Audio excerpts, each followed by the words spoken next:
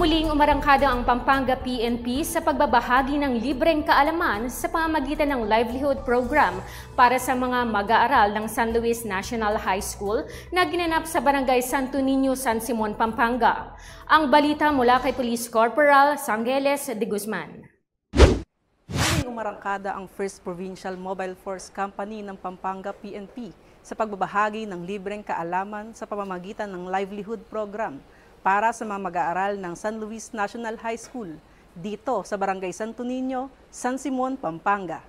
Naging matagumpay ang aktibidad sa pamumuno ni Police Lieutenant Colonel Michael Masangkay, Force Commander ng 1st PMFC ng Pampanga PNP, at sa pakikipagtulungan ng mga tauhan ng San Simon Municipal Police Station sa ilalim ng pamumuno ni Police Major Narciso Zingalawa Jr., Chief of Police.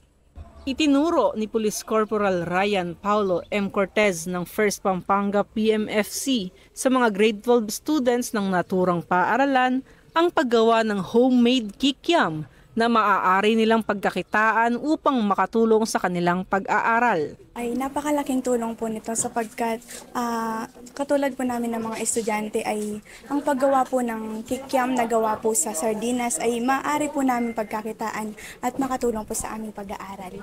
Ipinaabot din ng mga mag-aaral na nakilahok ang kanilang pasasalamat sa isinagawang aktibidad ng mga kapulisan.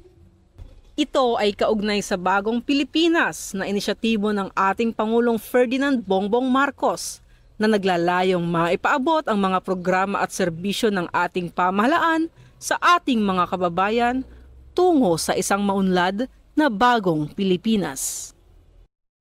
Mula dito sa San Simon, Pampanga, ako ang inyong PNN correspondent, Police Corporal Faith Sangeles de Guzman, alagad ng batas, taga-taguyod ng Balitang Pulis.